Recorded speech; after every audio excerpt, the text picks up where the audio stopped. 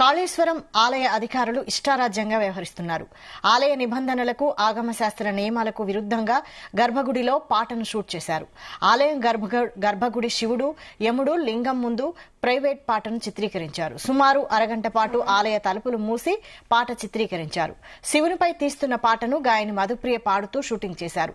ఎంతో ప్రాచుర్యం, విశ్వాసం కలిగిన ఈ ఆలయంలో ఫోటోలు, వీడియోలు చిత్రీకరించవద్దని దేవాదాయ శాఖ నిబంధనలున్నాయి. గర్భగుడిలో ఏవైనా చిత్రీకరించినప్పుడు దేవాదాయ, ధర్మాదాయ శాఖ ఉన్నతాధికారుల అనుమతి తప్పనిసరిగా తీసుకోవాల్సి ఉండగా స్థానిక అధికారులు మాత్రం తమ స్వలాభార్జన కోసం తమ ఇష్టారాజ్యంగా వ్యవహరిస్తున్నారనే విమర్శలు వినిపిస్తున్నాయి.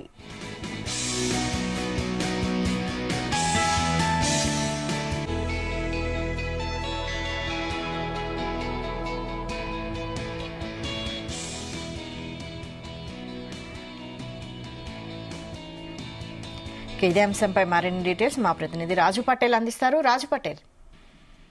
కాళేశ్వరము జయశంకర్ భూపాలపల్లి జిల్లా కాళేశ్వర ముక్తీశ్వర స్వామి ఆలయంలో అటు ఆగమ శాస్త్ర నియమాలకు, దేవాదాయ శాఖ యొక్క రూల్స్ కి విరుద్ధంగా ఒక ప్రైవేట్ సాంగ్ షూటింగ్ నిన్న జరిగింది. ఇది ఒక వివాదాస్పదానికి దారితీసింది. ఎందుకంటే కాళేశ్వర ముక్తీశ్వర స్వామి ఆలయము గర్భగుడి లోపల అటు శివునికి సంబంధించినటువంటి ఒక లింగం ఉంటుంది, దాని పక్కనే యమునికి సంబంధించిన లింగం ఉంటుంది. ఈ గర్భగుడిలో ఉన్నటువంటి ఈ రెండు, అటు శివలింగము, ఇటు యముని లింగము, ఈ రెండింటి ముందు కూడా నిల్చొని సింగర్ మధుప్రియ పాట పాడుతూ డ్యాన్స్ చేసింది. ఇది ఒక ప్రైవేటు సాంగ్ సంబంధించినటువంటి శివుని సాంగ్ సంబంధించినటువంటి షూటింగ్ నిన్న దాదాపు గంట సేపు గర్భగుడిలో చేశారు. అంటే వాస్తవానికి గర్భగుడి లోపల గాని ఆ దేవాలయ లోపలి పరిసర ప్రాంతాల్లో కూడా దేవాదాయ శాఖ ఎప్పటిలో రూల్స్ నియమించింది. భక్తులు కూడా ఫోటోలు తీసుకోవడానికి, వీడియోలు తీసుకోవడానికి అనుమతి లేదని కూడా అక్కడ బోర్డులు కూడా ఏర్పాటు చేశారు. భక్తులు లోపలికి వెళ్తుంటే క్రమంలో వాళ్ళ సెల్ ఫోన్లను కానీ, కెమెరాస్ కానీ అక్కడ వాళ్ళు హ్యాండ్ ఓవర్ చేసుకొని ఒక టోకన్ ఇచ్చి లోపలికి పంపిస్తారు. సో అలాంటిది రూల్స్ ఉన్నటువంటి దేవాలయంలో, దేవాలయ ప్రాంగణం అంటే అది వేరే విషయం, కానీ సాక్షాత్తు గర్భగుడి అంటే దేవుడు ఎక్కడైతే వెలిచాడో ఆ వెలిసినటువంటి ప్రాంతంలో ఆ గర్భగుడిలోనే షూటింగ్ చేయడం అనేది కూడా చాలా వివాదాస్పదకు దానికి దారితీసని చెప్పవచ్చు. కంప్లీట్ గా కూడా విరుద్ధం. ఎందుకంటే వెలిసినటువంటి దేవుణ్ణి ఎక్కడ కూడా మనకు వీడియో చిత్రీకరించి బయట చూపించేటువంటిది సాంప్రదాయం ఎక్కడ లేదు. ఆ దేవాదాయ శాఖ ఎప్పటి ఉన్నటువంటి రూల్.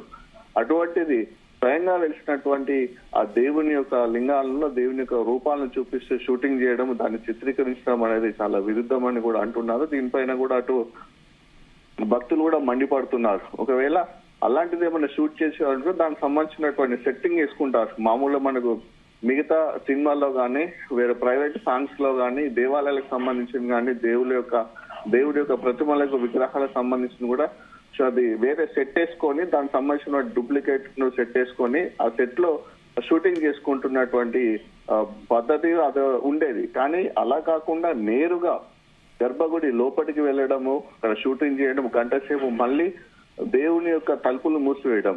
దేవుని యొక్క తలుపులు మూసివేయడం అనేది దానికి ఒక పద్ధతి ఉంటుంది. ఆగమ శాస్త్రం ప్రకారం ఒక నియమం ఉంటుంది. అది ప్రపంచంలో 100 ఇళ్ళు ఉన్నటువంటిది ఆగమ శాస్త్ర నియమాన్ని కూడా విరుద్ధంగా దేవుని యొక్క గేట్లను, అంటే తలుపులను కూడా, గర్భగుడి యొక్క తలుపులను కంప్లీట్ గా క్లోజ్ చేసి చిత్రీకరణ జరగడము, షూటింగ్ చేయడం పైన కూడా భక్తులు, దాంతోపాటు హిందూ సంఘాలు కూడా పెద్ద ఎత్తున మండిపడుతున్నారు. దీనిపై కనీసం వివరణ చెప్పడానికి కూడా ఆలయ ఈవో గాని, సూపరింటెండెంట్ గాని, ఇతర అధికారులు కూడా ఎవరు కూడా ఎక్కువగా స్పందించిన పరిస్థితి ఉంది. ఎందుకంటే ఇప్పుడు మే నెలలో అక్కడ మనకు కాళేశ్వరం త్రివేణి సంఘం ఉంటుంది, అక్కడ సరస్వతి నది ప్రవహిస్తుంది. మే నెలలో అక్కడ సరస్వతి పుష్కరాలు ఉన్నాయి.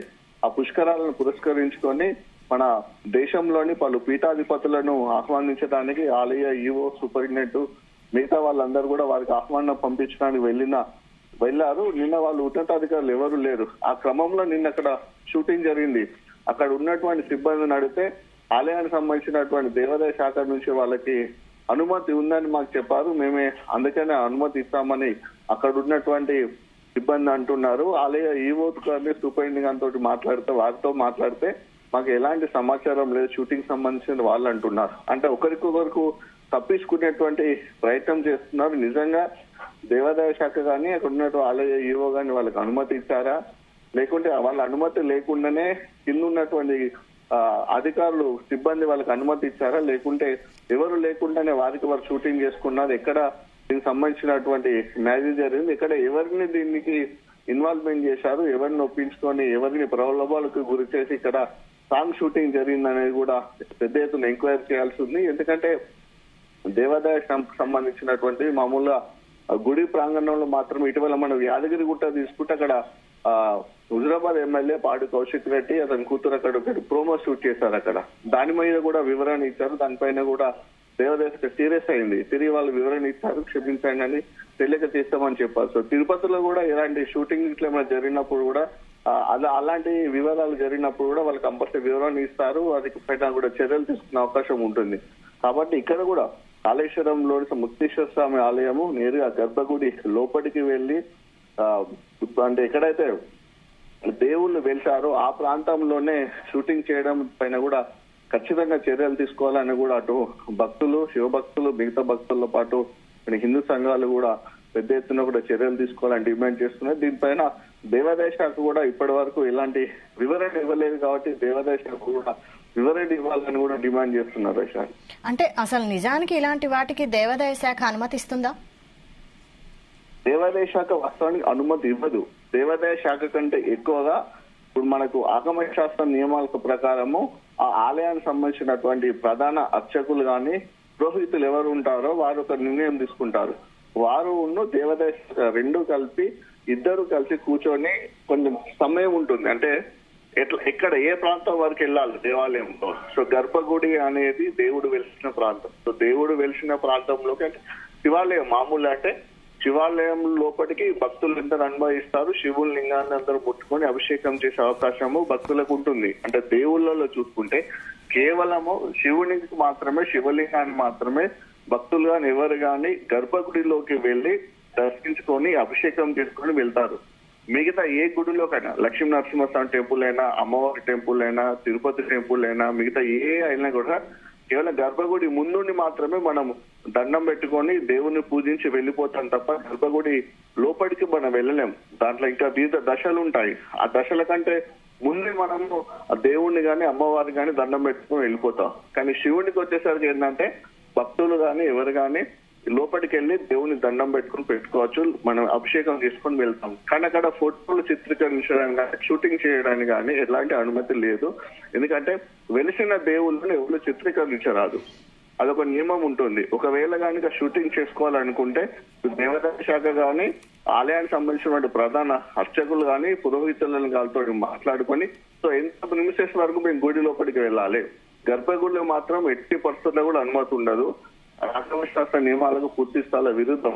కానీ ఆలయ ప్రాంగణంలో మొదటి ద్వారము, రెండవ ద్వారము ఇట్లా ప్రాంగణంలో ఎడమ వైపు కుడి వైపు కొంచెం విస్తీర్ణము ఖాళీ ప్రదేశం ఉంటుంది. సో ఇక్కడ ఈ క్రమంలో మేము ఎంతవరకు వెళ్ళి షూటింగ్ చేసుకోవాలనేది కూడా వాళ్ళు చెప్తారు. ఆ నియమం ప్రకారము అంతవరకు మాత్రమే వెళ్ళి షూటింగ్ చేసుకోవాల్సి ఉంటుంది. కానీ ఇక్కడ ఆ సంబంధించినటువంటి సంప్రదింపులు ఏమి జరిగినట్టుగా తెలుస్తుంది. ఎందుకంటే ఇది అత్యంత గోప్యంగా నిన్న